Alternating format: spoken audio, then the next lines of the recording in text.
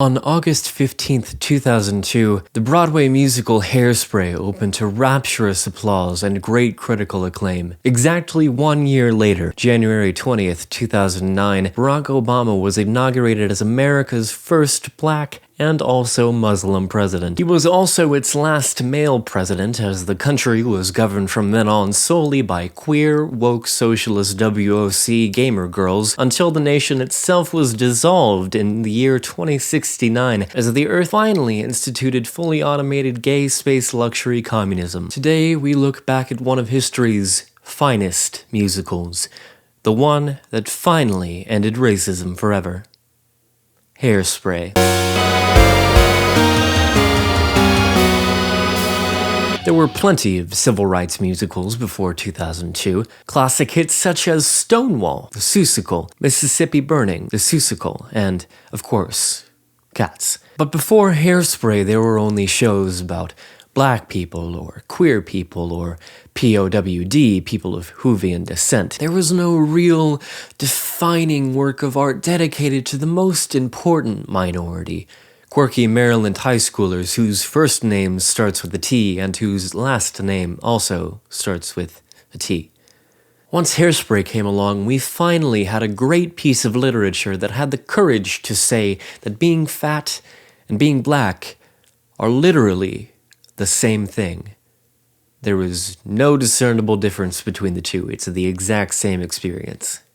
Finally, a narrative that took the fight for civil liberties out of the hands of the people whose lives it affected and into the hands of a bubbly, young white teenage girl who just loves to dance and is super upset about racism, you guys. Finally, a show that ignored how racism is not just an attitude, but in fact a system set in place generations ago with the express intent of separating white and non-white people into distinct geographic areas intended to reinforce already existing class power dynamics. Finally, a musical where every black character is named some shit like Barnacle or Carburetor Bessie. Finally, you guys, we had to wait so long.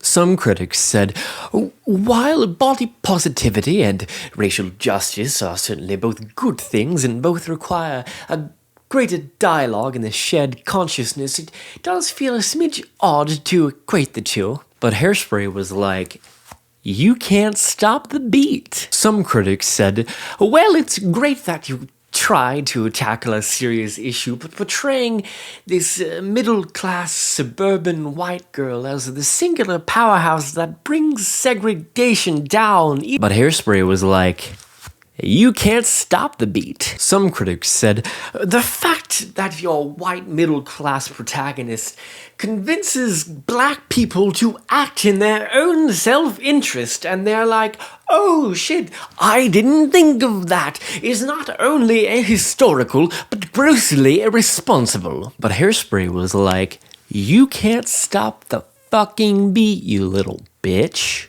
And critics said, oh, I guess you really can't stop the beat after all, can you?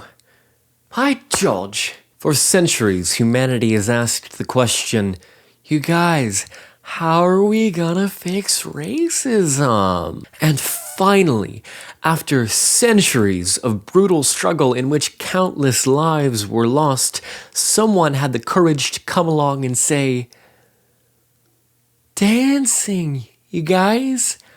We'll solve it by dancing. And it worked like a charm, baby! Racism free since 2002. Hairspray just curb-stomped racism like Edward Norton in that movie American History X, which also ended racism forever like 4 years prior. And so racism was again solved for good, at least until February 17th, 2015, when it had to be defeated again. This time by Lin-Manuel Miranda in the smash hit musical Hamilton. Next time, Racism 2, Electric Boogaloo.